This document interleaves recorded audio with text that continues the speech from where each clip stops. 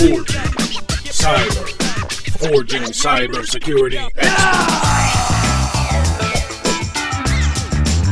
SecureNinja. Hi everyone, Andrew from SecureNinja again. Still here at TechNet Cyber. Today I'm going to be talking to John from Eclypsium. He's the chief technologist over there. John, we're going to be talking about supply chains and firmware. So my first question to you is, we're all aware that when a hardware system gets compromised, the first thing we used to do is we would take out the hard drive, we would maybe reformat it, reinstall the operating system. That's no good anymore. We all know that if you get something nasty on your operating system, more than likely that little devil is going to try and infect your firmware or your hardware as well. What do you see going on? Well, as we've looked at firmware for probably about 10-15 years now, what we've noticed is that as we get better at operating systems and applications and networks, and if you look around, right, we put a whole bunch of work into that. It makes sense that it's getting harder. So people naturally will go where it's easier. The thing that you haven't been paying attention to is what gets attacked. Over the last few years, there's been a massive growth of firmware attacks. That makes sense because it's about 20 or 30 years behind. As a result, what you said is true. There's no way that you can sort of come back from a system without checking its firmware after it's been compromised. Absolutely. You know, the thing that we always think about when we're teaching cybersecurity is we're going to check the certificates of firmware, the signature of hardware. Exactly. What's your take on that? You know, if we look at something like a technology that's built into the platform, something like UEFI Secure Boot or the hardware root of trust, you will do a lot of interesting stuff with signatures. You'll do that at the time that you're making an update, at the time that you're installing the update. You'll also do that as the system is booting. Those signatures are extremely important, but that was something we put in place about 10 years ago. It turns out that there's still a lot of problems with that whole solution.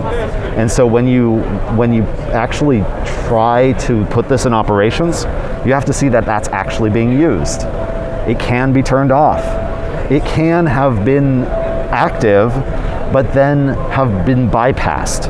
A lot of bypasses have been released in the last 10 years. And unfortunately, because this area doesn't get attention, a lot of times those updates don't actually get installed. Wow. So we get into a situation where firmware, by its nature, is sort of intended to be ignored. You only deal with firmware when you are actually fixing a problem. Absolutely, it's far more complex and people don't want to get into the dirty of it. Exactly, and they're not supposed to have to. Yeah, in an ideal world. So this is why we end up in this sort of situation where you have to do more than just rely on those signature checks. You have to actually look at the system and how it behaves and what it's doing right now. And is this what your technology does? So Eclypsium exists because a lot of us as security researchers really encountered that problem over and over again. And when we said, hey, look at what other software is doing and we're decades behind in firmware, we can actually make that happen. So yes, we do actually take as an input all the things that are built into the platform, but then we re-verify it ourselves through multiple checks. And I think that's the key. You don't want to put everything all on one specific technology or one specific implementation. You want to cross-check, just like everything. Yeah, I think you mentioned earlier on that there was, you do a little bit of heuristics as well and see how the firmware is running. You got it. You know, supply chain more and more, you know, supply chain attacks, more and more we see them in the news, in the press, what's going on. What other protections do vendors have against supply chain attacks? So the way I think about supply chain is I always break it up into at least two different problems.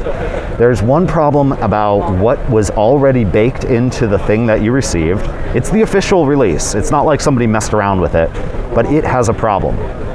There's one side of that where that problem was deliberate, and that was a insider threat, or that was some kind of a vulnerability that was baked in. The only difference between the malicious version of this and the benign, whoops, I kind of screwed up and here we are with a vulnerability, is intent.